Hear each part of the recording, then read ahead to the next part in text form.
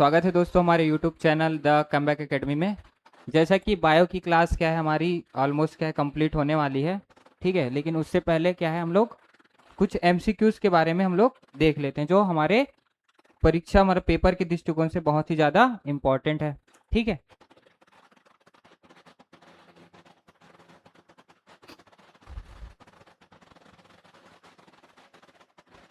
तो देखो पहला क्वेश्चन क्या है हमारा, जीव विज्ञान बायोलॉजी शब्द का प्रयोग सबसे पहले किसने किया था। तो हमारे जो बायोलॉजी है उसका प्रयोग सबसे पहले किसने किया था, तो लेमार्क और ट्रेविरेनस ने, ठीक।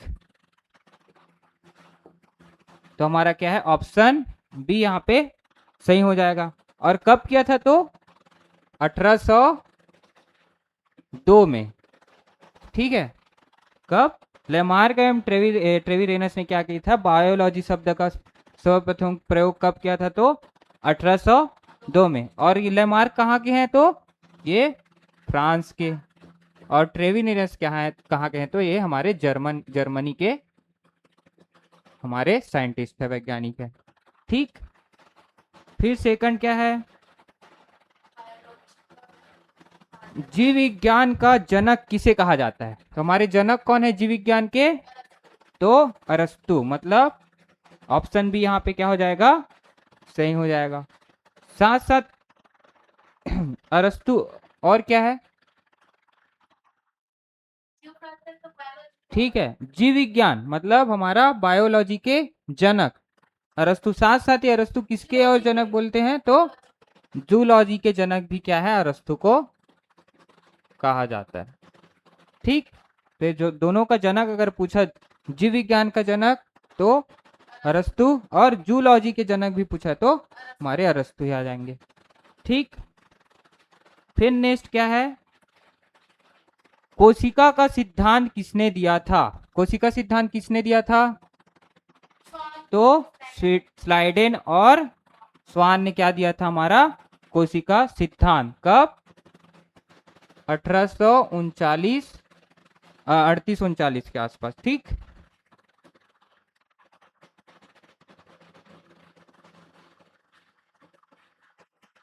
के आसपास क्या दिया था, स्लाइडेन एवं स्वान ने हमारा कोशिका का सिद्धांत दिया था, ठीक है। फिर नेक्स्ट क्या है, कोशिका का पावर हाउस किसे बोला जाता है।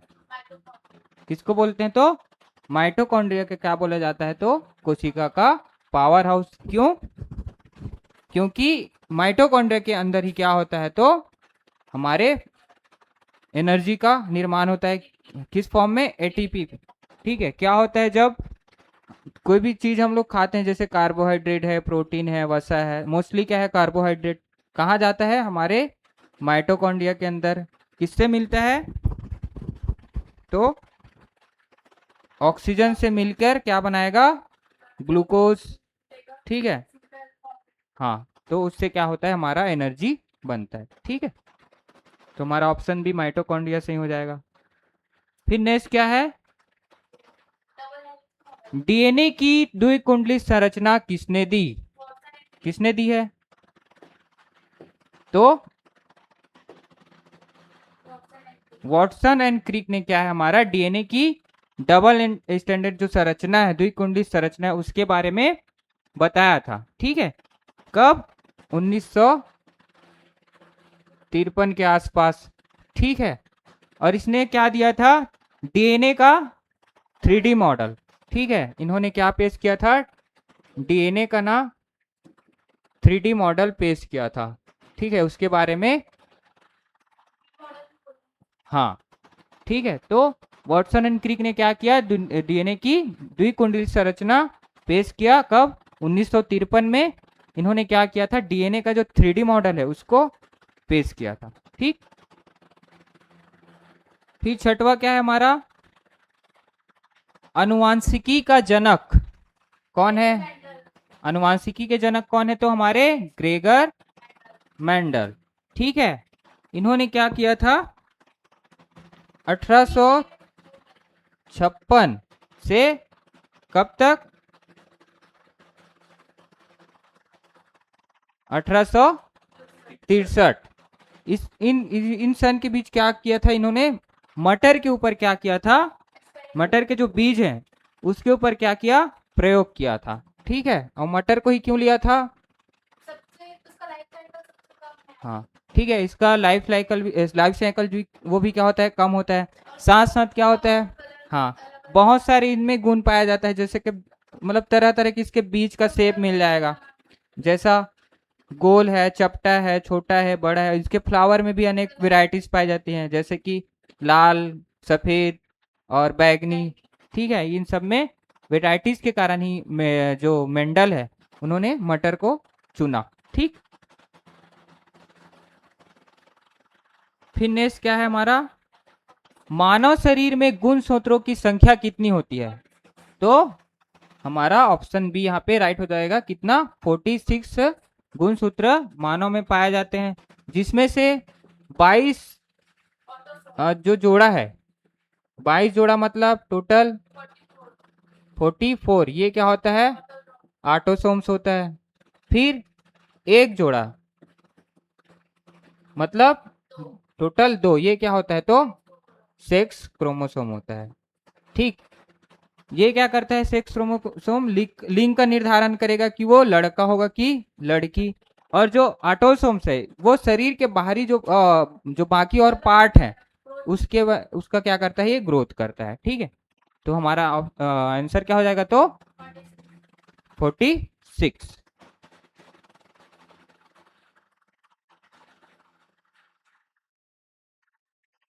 फिर नेक्स्ट क्या है? रक्त का लाल रंग किसके कारण होता है? लाल रंग किसके कारण होता है? तो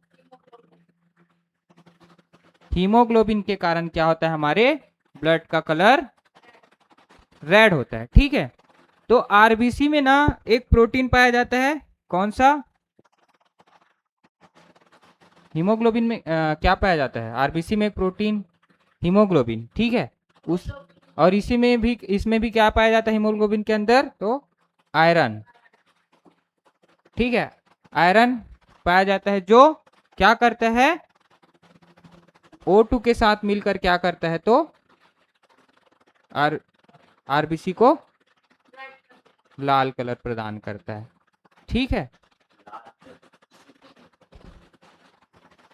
तो रक्त का लाल रंग किसके कारण होगा? तो हीमोग्लोबिन में वर्णक, एक प्रकार का वर्णक है, जिसमें क्या पाया जाता है? आयरन। और ये आयरन ऑक्सीजन के साथ मिलकर आरबीसी को लाल कर प्रदान करता है। ठीक है,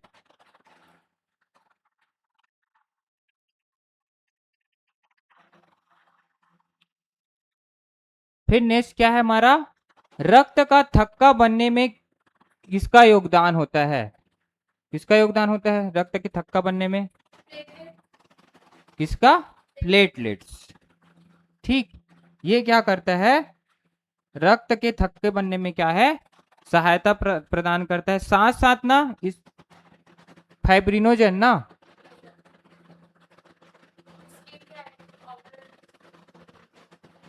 और विटामिन, कौन सा? विटामिन के, ये भी क्या करता है? रक्त का थक्का बनने में किसकी मदद करता है? तो प्लेटलेट्स की मदद करता है। ठीक है, तो हमारा ऑप्शन सी यहाँ पे क्या हो जाएगा? सही हो जाएगा। फिर नेक्स्ट क्वेश्चन क्या है? मानव हृदय में कितने कक्ष होते हैं? कितने होते हैं? तो टोटल 4 कक्ष हमारे मानव हृदय, मानव हार्ट में पाया जाता है। उसका नाम क्या है? हाँ, जिसको दाया आलिन और दाया आलिन प्लस दाया नीलय, उसी प्रकार बाया आलिन प्लस बाया नीलय। ठीक है, तो ये टोटल 4 चेंबर क्या हमारे हार्ट में पाया जाता है। ठीक, फिर नेक्स्ट क्या है? मानव शरीर की सबसे बड़ी ग्रंथि कौन सी है? क्या है? मानव शरीर की सबसे बड़ी ग्रंथि हमारा यकृत, जिसको लीवर बोला जाता है, ठीक है। और ये क्या होता है, इसका वजन कितना होता है, तो लगभग 1.3 से 1.5 केजी के आसपास क्या है हमारे लीवर का वजन होता है, जिससे और लीवर क्या सीक्रेट करता है, तो बाइल जूस, मतलब ये पित्त रस का क्या है सिक्रीशन करता है, ठीक है। तो मानव हृदय की सबसे बड़ी ग्रंथि क्या है, तो हमारा लीवर, यकृत, जिसका वजन कितना होता है, तो 1.3 से लेकर 1.5 केजी तक इसका वजन होता है। और इसी से क्या है पित्त रस का सिक्रीशन होता है, जो क्या करता है, क्या करता है, ये भोजन भोजन को पचाने का काम करता है। मुख्य रूप से किसको पचाता है, तो हमारा फैट, मतलब वसा को पचाने का काम करता है, ठीक है।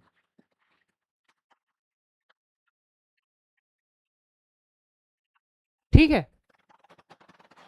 तो हमारा क्या हो जाएगा, यकृत। फिर नेक्स्ट क्या है, मानव शरीर का सबसे बड़ा अंग, सबसे बड़ा अंग कौन सा है, तो त्वचा, स्किन। क्या है ये, मानव हृदय का सबसे बड़ा अंग होता है, ठीक, जो पूरे बॉडी को कवर करके रखता है ना।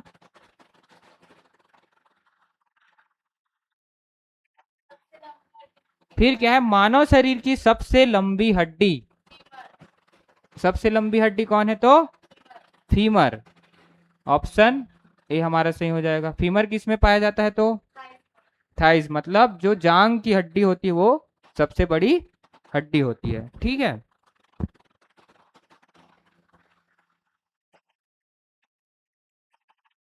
फिर नेक्स्ट क्या है, आरबीसी का निर्माण कहाँ होता है, कहाँ होता है, बोन मैरो। बोन मैरो मतलब हमारे अस्थि मज्जा में क्या होता है, आरबीसी का निर्माण होता है, ठीक है। और आरबीसी के निर्माण की प्रक्रिया को क्या बोला जाता है, तो क्या बोलते हैं, एरिथ्रोपोइसिस।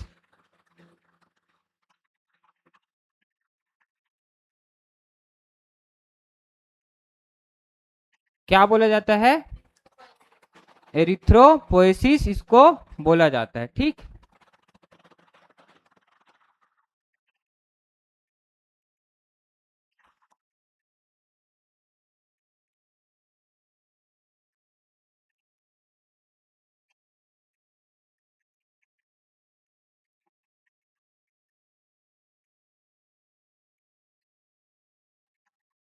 क्या बोलते हैं, एरिथ्रोपोइसिस इसको बोला जाता है, ठीक। और आरबीसी के निर्माण में कितना समय लगता है,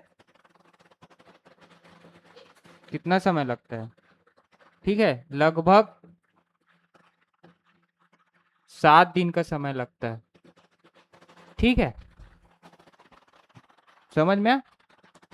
तो ये आरबीसी का निर्माण हमारे बोन मैरो मतलब अस्थि मज्जा में होता है, जिसको बोलते हैं इरिथ्रोपोइसिस, मतलब जो निर्माण की जो प्रक्रिया है उसको क्या बोला जाता है, इरिथ्रोपोइसिस, जो लगभग कितने दिन का होता है, तो 7 दिन का, ठीक।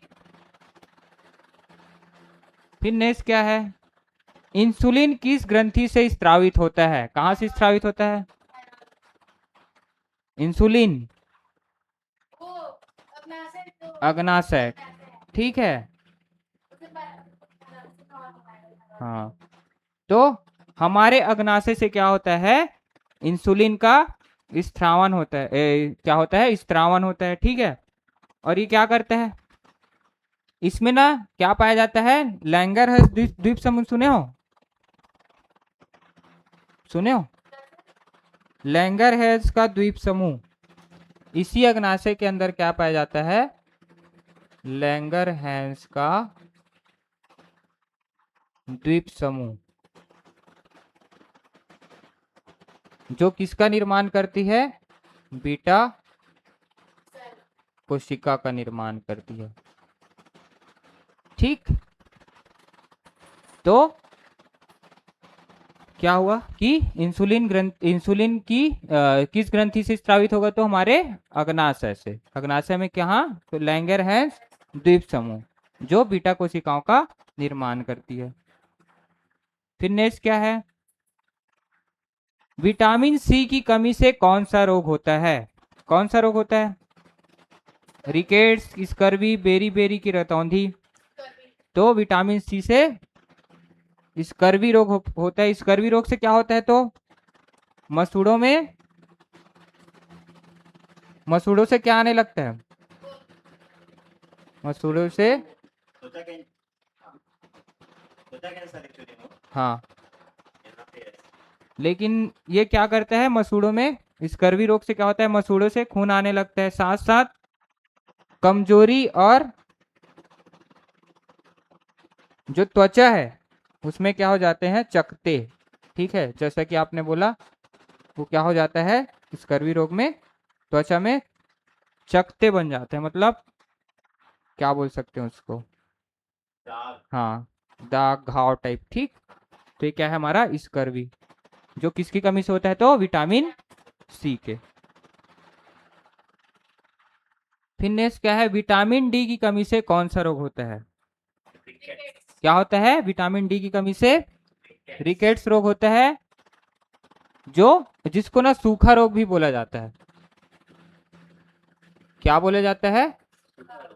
सूखा रोग। और किस में होता है? तो ज्यादातर बच्चों में। ठीक है, तो ये विटामिन डी की कमी से होगा। फिर नेक्स्ट क्या है? विटामिन ए की कमी से कौन सा रोग होता है? तो विटामिन ए की कमी से क्या होगा? रतौंधी रोग होता है, जिसको क्या बोला जाता है? नाइट ब्लाइंडनेस भी बोला जाता है। ठीक है,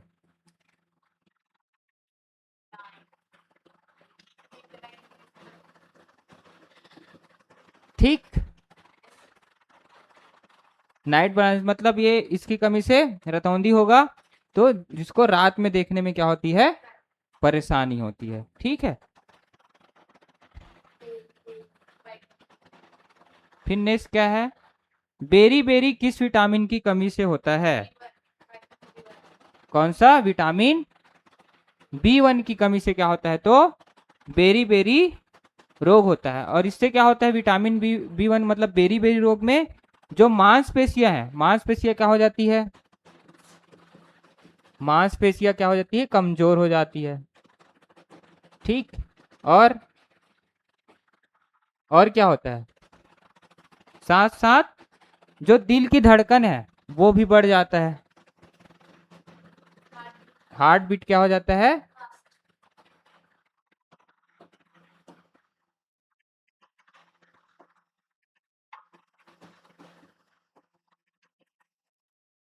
और क्या होगा?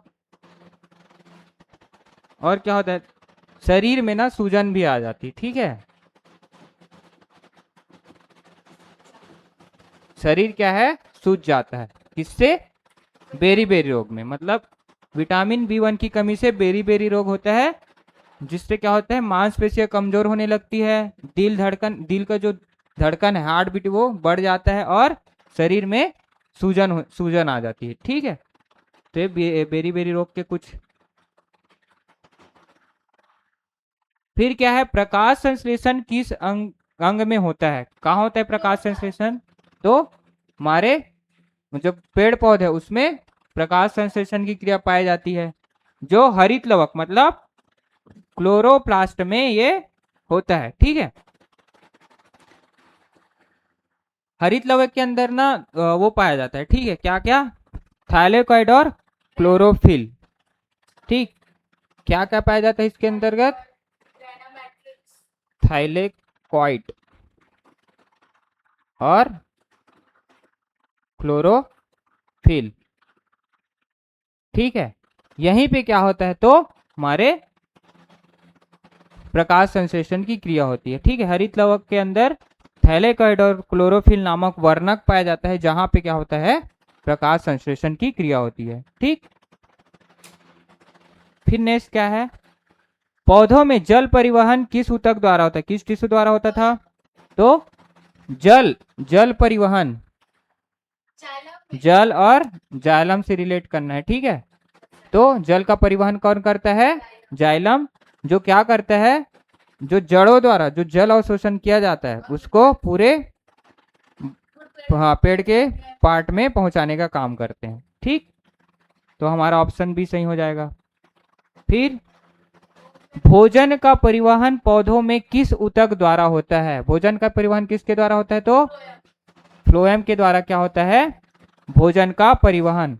इसमें जो पत्तियों द्वारा जो भोजन का निर्माण किया जाता है वो फ्लोएम के द्वारा पूरे बॉडी में पार्ट में पहुंचाया जाता है। ठीक, तो जल का जाइलम द्वारा और भोजन का फ्लोएम के द्वारा। ठीक, फिर नेक्स्ट क्या है? क्लोरोफिल में कौन सी धातु पाई जाती है? क्या पाया जाता है क्लोरोफिल में? लोहा, मैग्नीशियम, कैल्शियम की सोडियम? देखो, हाँ, क्लोरोफिल में क्या पाया जाता है? तो मैग्नीशियम धातु पाई जाती है, जो क्या करता है? पौधों को हरा रंग प्रदान करने में मदद करता है। साथ साथ क्या करता है? सूर्य की रोशनी है उसको सोखने का भी काम करता है। कौन? मैग्नीशियम।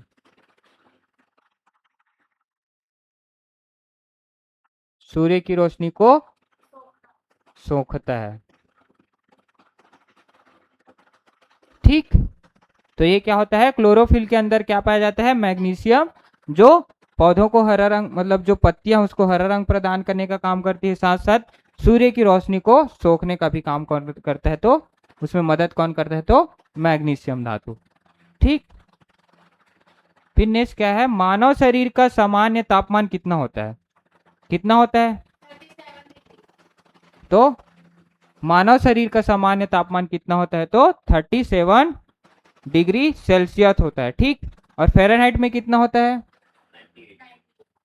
लगभग 98.6 फ़ारेनहाइट। ठीक है,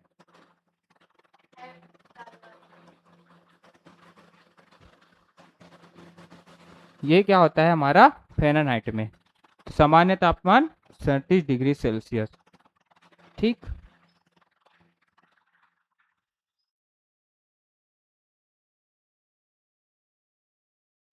फिर नेक्स्ट क्या है? मानव शरीर की सबसे बड़ी कोशिका कौन सी है? कौन सी है?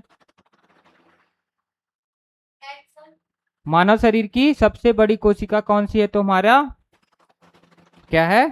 अंडाणु। जो किसका पार्ट होता है? तो हाँ, फीमेल में क्या पाया जाता है?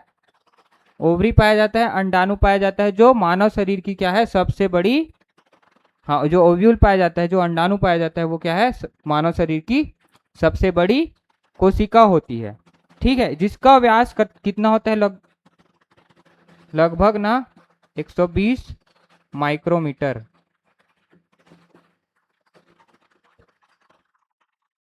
कितना होता है इसका व्यास?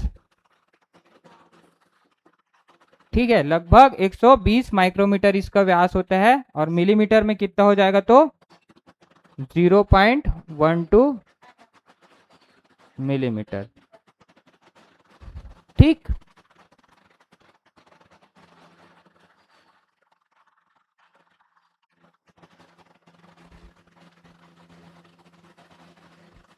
फिर नेक्स्ट क्या है? मानव शरीर की सबसे छोटी कोशिका होती है? क्या होती है मानव शरीर की सबसे छोटी कोशिका? मानव शरीर की सबसे बड़ी कोशिका क्या थी? अंडाणु। इसमें क्या आ जाएगा उसका अपोजिट? स्पर्म। शुक्राणु क्या है? मानव शरीर की सबसे छोटी कोशिका होती है, जो किसमें पाया जाता है? शुक्राणु किसमें पाया जाता है? मेल में। ठीक है, और इसका व्यास कितना होता है? तो लगभग 4 या 5 माइक्रोमीटर इसका व्यास होता है। ठीक है, और क्या है? देखो, पूरे जगत में, मतलब हमारे पूरे जगत में जितने भी जीव जंतु हैं, उसमें से सबसे छोटी कोशिका पूछेंगे तो क्या आ जाएगा? नहीं, जीव जगत में सबसे छोटी क्या हो जाएगा? माइकोप्लाज्मा सुने हो? ठीक, तो माइकोप्लाज्मा क्या है?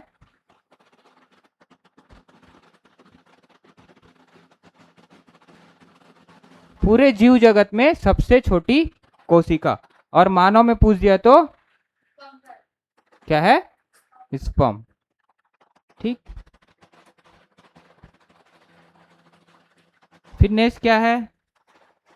रक्त का तरल भाग क्या कहलाता है? क्या है रक्त का तरल भाग? प्लाज्मा कहलाता है। जो ब्लड का कितना परसेंट होता है? लगभग 55% भाग बनाता है ब्लड का। ब्लड में क्या क्या पाया जाता है? प्लाज्मा, WBC, RBC, ठीक है, हीमोग्लोबिन, ये सब क्या है? ब्लड में पाया जाता है। तो ब्लड में जो 55% भाग वो किसका होता है? तो प्लाज्मा। ठीक है, जो कौन से फॉर्म में रहता है? तो लिक्विड फॉर्म में रहता है। ठीक है, और ये प्लाज्मा है जो 55% है, उसमें भी कम से कम 90 से 92% क्या होता है इसमें? जल। ठीक है, ब्लड का 55% भाग क्या होता है? प्लाज्मा। और प्लाज्मा में 90 से 92% क्या पाया जाता है? तो जल पाया जाता है। ठीक। फिर नेक्स्ट क्या है? देखो, लाल रक्त कणिकाओं मतलब आरबीसी का जीवन काल कितना होता है? कितना होता है? तो 120 दिन के लगभग क्या होता है? आरबीसी का जीवन काल होता है। और ये कहाँ बनता है? बोन मैरो में, मतलब हमारे अस्थि मज्जा में इसका निर्माण होता है। और बच्चों में कहाँ होता है इसका निर्माण? बच्चों में आरबीसी का निर्माण कहाँ होता था? स्प्लीन और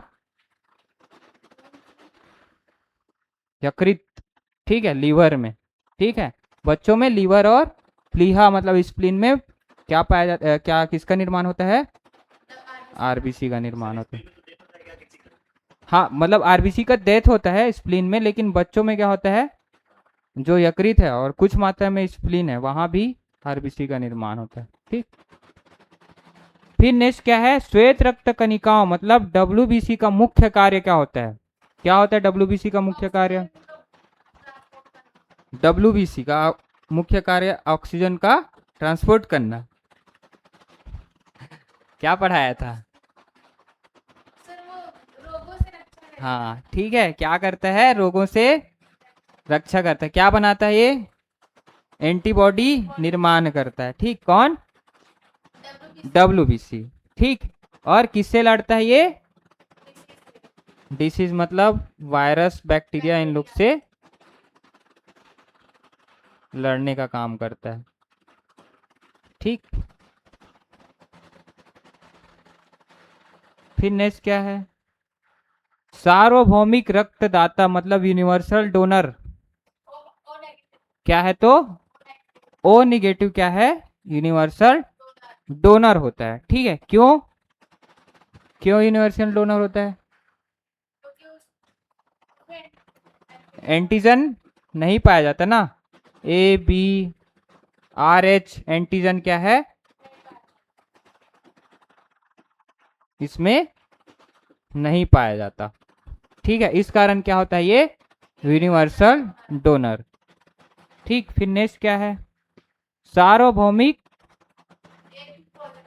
रक्तग्राही यूनिवर्सल रिसेप्टर, क्या है? रिस्पेक्ट, हाँ, जो भी है। कौन सा रक्त समूह है? क्या है?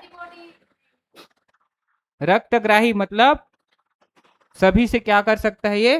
ब्लड ले सकता है। तो क्या होगा? AB पॉजिटिव क्या होता है? हमारा सार्वभौमिक रक्तग्राही होता है, मतलब सभी से क्या ब्लड ले सकता है। क्यों? क्योंकि इसमें AB एंटीजन पाया जाता है। ठीक।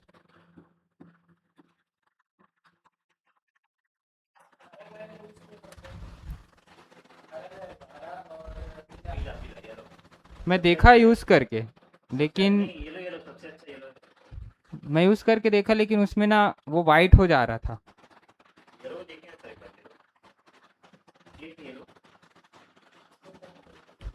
उसमें वाइट हो जा रहा है। ठीक। चलो। तो क्या हो जाएगा हमारा ए बी पॉजिटिव सार्वभौमिक रक्तग्राही। ठीक, फिर नेक्स्ट क्या है क्वेश्चन हमारा, मानव हृदय का भार कितना होता है? कितना होता है मानव हृदय का भार? नहीं, मानव हृदय का भार होता है लगभग 300 ग्राम। कितना? ये 250 से लेकर 350 के बीच होता है, ठीक, ग्राम में। फीमेल में ना ये कम होता है, ठीक है। मेल में क्या है, इसमें थोड़ा सा इसका वजन ज्यादा होता है। तो हमारा ऑप्शन क्या है, सी यहाँ पे सही हो जाएगा। फिर नेक्स्ट क्या है, मानव शरीर में पसलियां रिब्स कितने जोड़े होते हैं? टोटल 12 जोड़े क्या पाया जाता है? रिब्स। तो ये कितना हो जाएगा, 24 रिब्स क्या है हमारे मानव शरीर में, मतलब पसलियों की संख्या होती है, ठीक है। ठीक, और क्या है, देखो इसमें से ना जो 1 से लेकर 7 तक की जो पसलियां हैं उसको क्या बोलते हैं? सत्य पसलियां। सत्य पसलियां क्यों बोलते हैं? क्योंकि ना देखो, जो पसलियों को जोड़ने का काम कौन करता है, तो ये वाला पार्ट क्या कहलाता है? स्टर्नम। क्या है? स्टर्नम से क्या है, ये पसलियां जुड़ी रहती है। तो 1 से लेकर जो 7 तक की पसलियां हैं वो क्या होता है, स्टर्नम से आकर जुड़ा रहता है डायरेक्ट, इसलिए इसको क्या बोलते हैं? सत्य पसलियां। लेकिन 8, 9 और 10 इसको बोलते हैं असत्य पसली।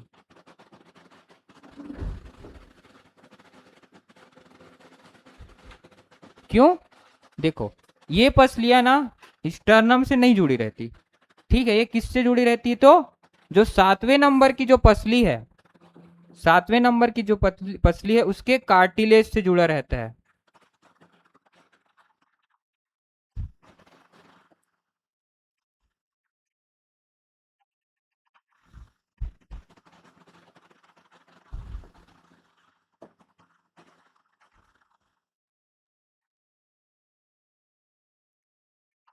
क्या है, जो 8वां 9वां और 10वां है वो किससे जुड़ा रहता है, तो जो 7वें नंबर की जो पसली है उसके उसमें क्या है जुड़ा रहता है, और किसके थ्रू? कार्टिलेज के थ्रू।